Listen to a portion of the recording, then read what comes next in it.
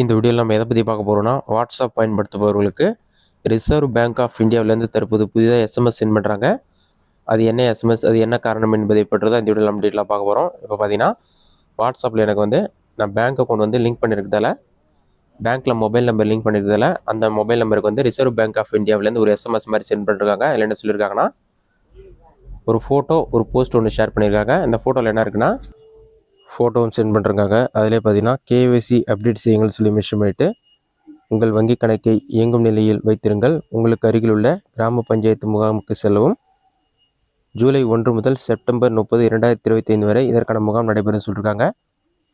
KYC அப்டேட்டுக்கு தேவையான ஆவணங்கள் பார்த்தீங்கன்னா, பெயர் அல்லது முகவரி மாறவில்லை என்றால் சுய உறுதிமொழி போதுமானது. உங்கள் தனிப்பட்ட விவரங்கள் மாற்றம் இருந்தால் புதுப்பிக்கப்பட்ட விவரங்களை கொண்ட ஏதேனும் ஒரு ஆவணத்தின் நகலை சமர்ப்பிக்கவும். ஆதார் அட்டை, வாக்காளர் அட்டை எண், REGA, job card, driving licence, passport, national population register மூலம் வழங்கப்பட்ட கடிதம், இது ஏதாச்சும் ஒரு டாக்குமெண்ட்டை சப்மிட் பண்ணுற மாதிரி இருக்கும். உங்கள் அருகிலுள்ள வங்கி கிளைக்கு சென்றும் உங்கள் கேஒய்சி விவரங்களை அப்டேட் செய்யலாம்னு சொல்லியிருக்காங்க. அதற்கான ஃபார்ம் பேங்க்கில் கொடுப்பாங்க. இது வரைக்கும் நீங்கள் கேஒய்சி அப்டேட் பண்ணாமல் இருந்தீங்கன்னா அப்டேட் பண்ண சொல்லி மென்ஷன் பண்ணியிருக்காங்க. இதிலே மெசேஜாகவும் சென்ட் பண்ணியிருக்காங்க.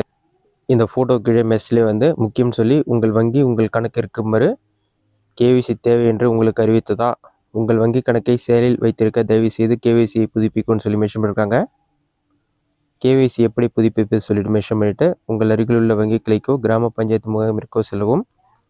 போகும்போது ஆதார் அட்டை, ஓட்டர் ஐடி கார்டு, ஓட்டுநர் உரிமம், பாஸ்போர்ட், NRGA வேலை அட்டை கொண்டு செல்லவும்.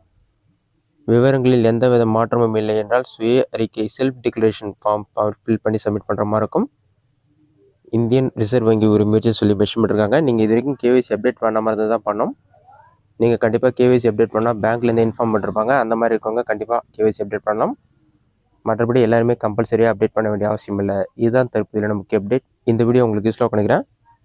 இந்த வீடியோ பிடிச்சிருந்த லைக் பண்ணுங்கள். வேறு ஏதாச்சும் டவுட் இருந்தால் கமெண்ட் பாக்ஸில் கமெண்ட் பண்ணுங்கள்.